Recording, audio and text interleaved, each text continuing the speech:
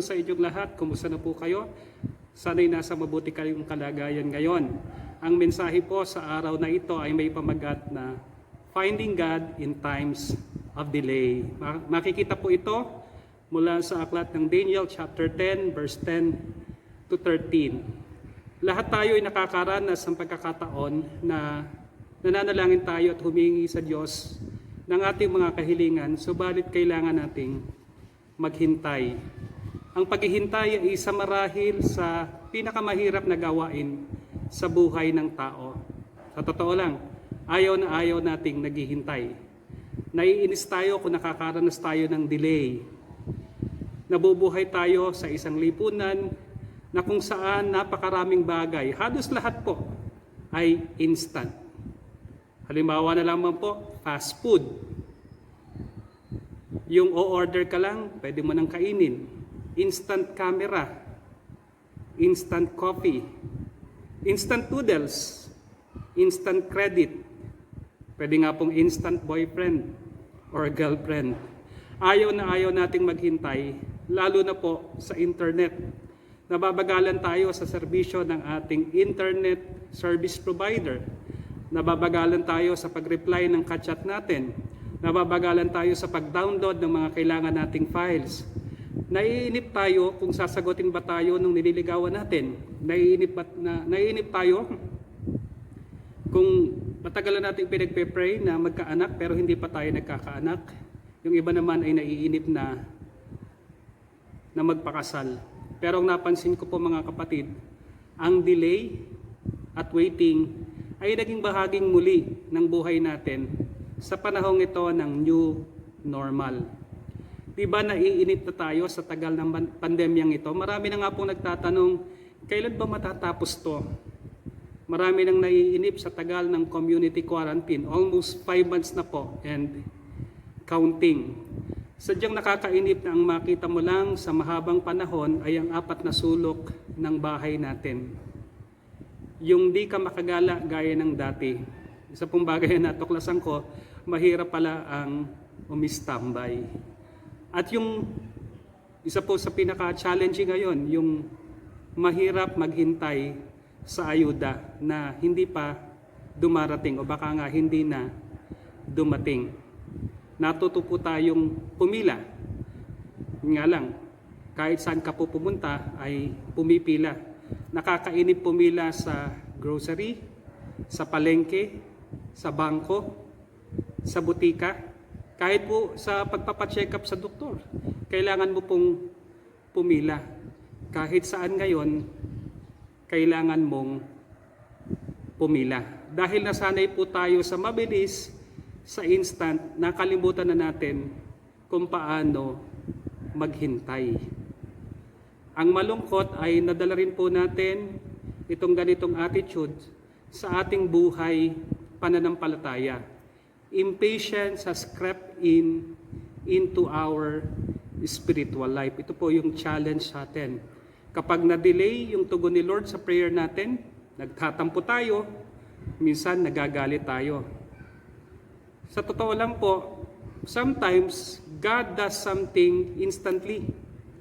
And most of the time, He says, wait. Nadi-discourage kaagad tayo. Madali tayong sumusuko sa pinagagawa ni Lord. Lalong-lalo na kung wala kaagad tayo nakikitang resulta o bunga. At hindi na-develop sa atin ang disiplina ng paghihintay sa Panginoon at sa Kanyang panahon. Tandaan natin, ang panahon ni Lord, ang laging tamang panahon. Gusto nating mag-grow instantly. Gusto natin ng quick fix solution dun sa ating mga problema. Gusto natin ay answered prayer agad-agad at the snap of our finger. Mga kapatid, hindi po genie si Lord na kakaskasin mo lang yung lampara, ano bang kahilingan natin ay susundin niya instantly. Ang tinuturo po sa atin ay matuto tayo sa process.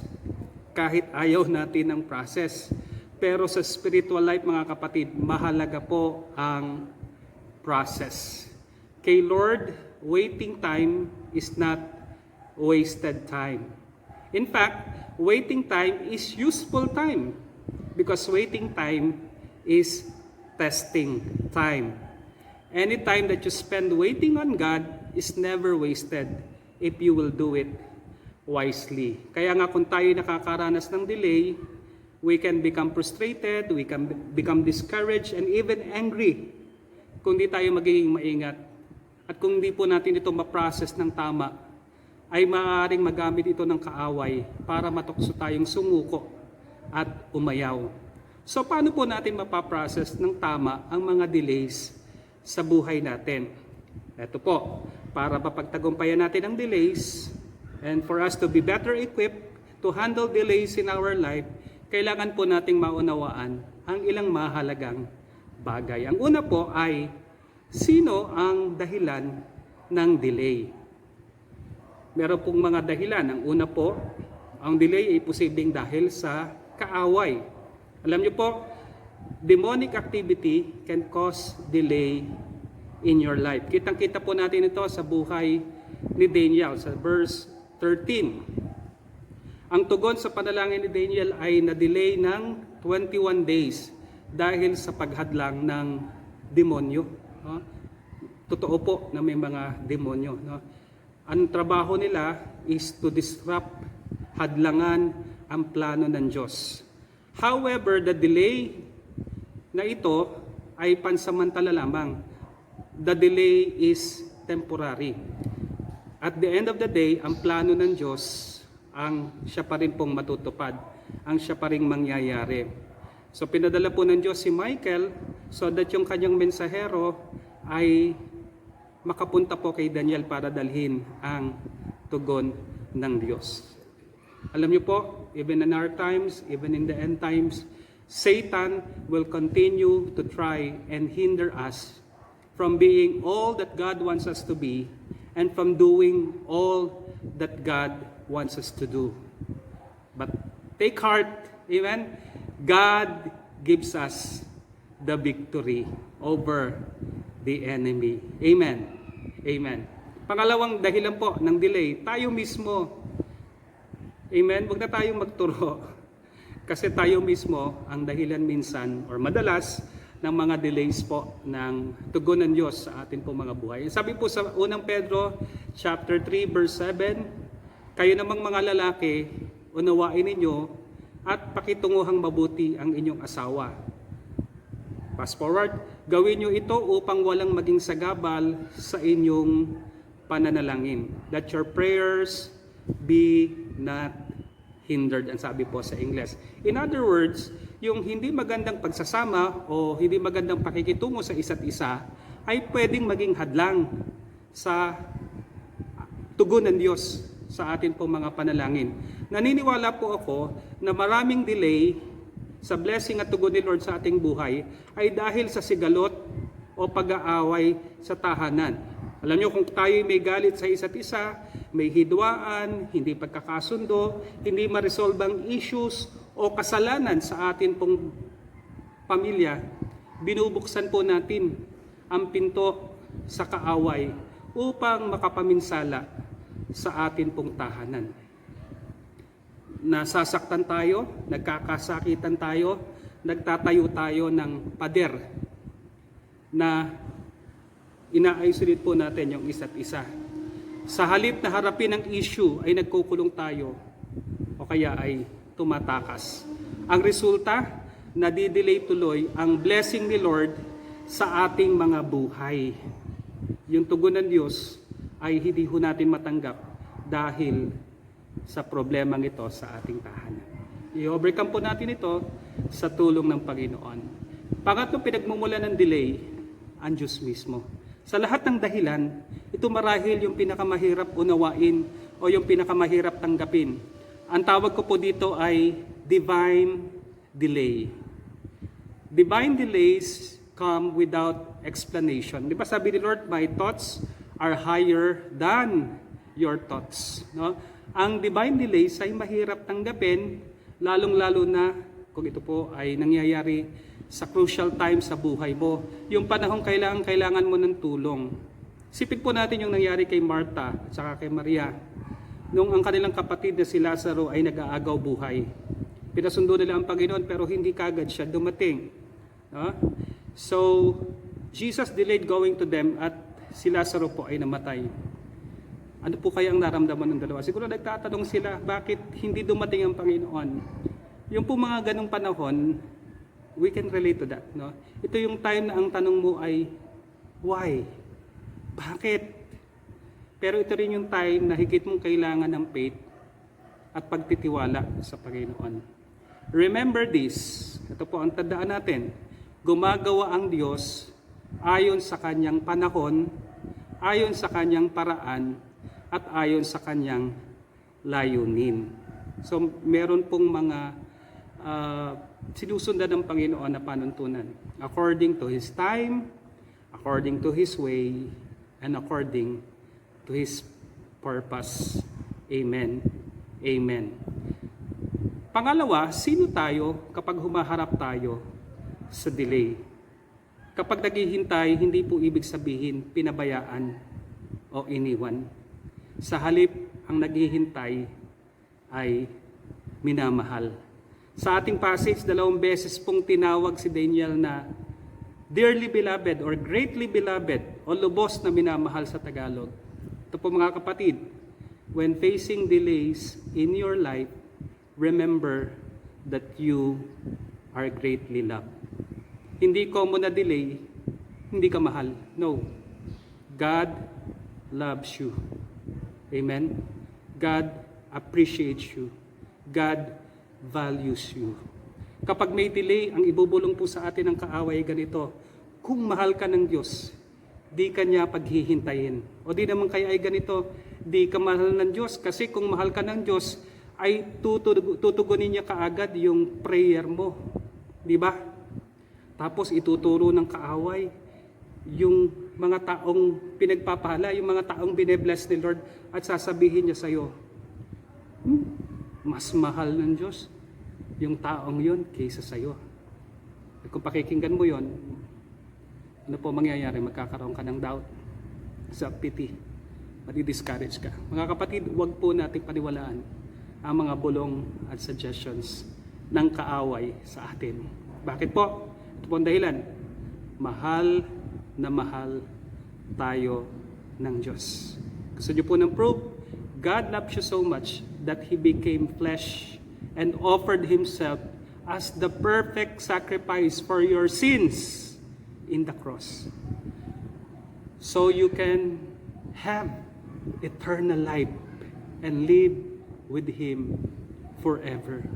Wala na pong mas matibay na katibayan pa bukod doon na tayo ay tunay na mahal ng Diyos. Ulitin ko po ulit, mahal na mahal tayo ng Diyos. So when you are facing delays, remember that you are highly thought of and highly favored. Amen? May mas magandang inihahanda ang Diyos para sa iyo, kapatid. Amen? Para sa iyo. Amen? May ipagkakalooban Diyos na mas magandang bagay para sa iyo. Hallelujah. Hallelujah. Purihin po ang Diyos. Pangatlo, ano ang ginagawa ng Diyos kapag tayo ay humaharap sa delay? Anong ginagawa ng Diyos kapag tayo'y naghihintay? Makikita po natin ito sa verse 10 at saka po sa verse 12 ng ating talatang pinag-aaralan. Alam niyo po mga kapatid, ito po ang ginagawa ng Diyos through His messenger. Amen? Hinahawakan tayo ng Diyos at binibigyan tayo ng lakas. Sa verse 9, ang sabi po sa ating talata, nakasubsob at nangihina si Daniel nang biglang may kamay na biglang humawak sa kanya. Nagulat po siya. Akala po niya ay nag-iisa siya. Akala niya ay pinabayaan na siya ng Panginoon. But then again, he found God in the time of delay. O mas tamang sabihin, God finds us in the times of delay. Ganon din sa atin. Ang akala natin iniwan na tayo, ang akala natin pinabayaan na tayo, pero hindi po totoo yun. Bakit? Nandun ang kamay ng Diyos na humihipo sa atin at nagsasabing, nandito lang ako. Amen? Mga kamay na umaagapay sa atin, nagbabangon sa atin, nagbibigay sa atin ng lakas sa nanlulupaypay nating katawan. at Espiritu. We have His outstretched hand, amen, to help us when we need it. Inaabot tayo ng makapangyarihang kamay ng ating Diyos. Matanong ko, anong ginagawa ng Diyos? Kung tayo naghihintay, hinahawakan niya tayo. Amen? Hinahawakan niya tayo at binibigyan tayo ng lakas. Ikalawa, nagsasalita ang Diyos at nakikinig siya sa atin. Sabi po sa verse 12 ay ganito, do not be afraid. Yan na naman po yung paborito nating salita ng Panginoon. Do not be afraid. Ang sabi po sa kanya, since the first day, your words were heard, and I have come in response to them. Ang ganda na ginawa ni Lord. Amen. Hindi lang niya hinahawakan ang kanyang mga anak na naghihintay, nagsasalita din ng Panginoon. Amen. He is speaking to us and He is at the same time listening to us. Mali po yung natutulog ba ang Diyos? Hindi po natutulog ang Diyos. Amen. Nakikinig siya. Sabi po ng mensahero sa kanya, sa simula pa lang, nung ikay nanalangin, nung ikay lumuhod sa Panginoon, narinig ka na ng Diyos. Amen. Para i-comfort tayo, nagsasalita ang Diyos sa atin sa pamamagitan ng maraming paraan. Pwede pong yung mga tao, yung maka-Diyos na pagpapayo, yung paalala, pwede ring circumstances, pwede yung still small voice o yung tinig ng banal na Espiritu. Pero alam nyo, yung pinaka maganda ay nagsasalita sa atin ng Diyos sa pamamagitan ng kanyang banal na salita. Amen? Ang Biblia. Ang sabi din ni Lord, do not be afraid. Amen? Do not be afraid. Why? Because God is with you. Amen? God loves you and He loves to talk to you. So listen. No? Nagsasalita ang Diyos sa atin. Pero di lamang yon, mga kapatid. Nagbigay si Lord ng katiyakan na nakikinig siya sa ating mga panalangin. We have His attention. Amen. God hears us and listens to us. When we talk, He listens. But when He talks, we must listen. Amen. Yung akala mong hindi ka naririnig, ay napapakinggan niya. Yung bawat hikbi, yung bawat daing, yung bawat impit na tinig, lahat ng yan ay naririnig ng Panginoon. Amen. God loves you and He loves to listen to you. Nasaan ang Diyos? Anong ginagawa niya sa ating paghihintay? Kinakausap niya tayo. At nakikinig siya sa ating mga daing, sa ating mga dalangin. Amen. Ikatlo po, sa ating paghihintay, gumagawa ang Diyos sa ating buhay. Amen. Gumagawa ang Diyos sa ating buhay. In the times of delay, God is working with you and God is working in you during those lonely days or lonely delays in your life. He is building you up. Amen. Kay Lord, wala pong sinasayang. Kay Lord, wala pong tapon, mga kapatid. Hindi sinasayang ni Lord yung mga waiting times sa buhay natin. God allows, Lord, those delays to come to build our faith and to mold our character. Therefore, delay is faith building, trust building, and it is also a character building experience. Nagkakaroon tayo ng patience. What is patience? Patience is not the ability to wait. Patience is the ability to keep a good attitude while waiting. Amen?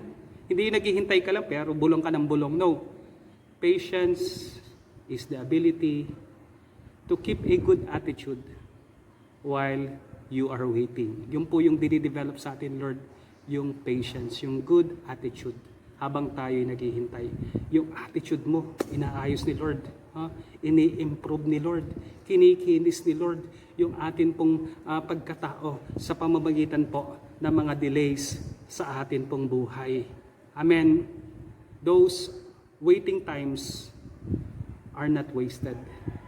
Those are building times sa ating pong buhay. Amen. Amen. In conclusion, sa ating pong pagtatapos, From God's point of view, delays are not denials. Kailangan lang nating maging patient at maghintay. Why? Because God's timing is always right, always perfect. God's timing is always good. Amen? He makes all things beautiful in His time. Ulitin ko ulit, napakaganda po. He makes all things beautiful in His time.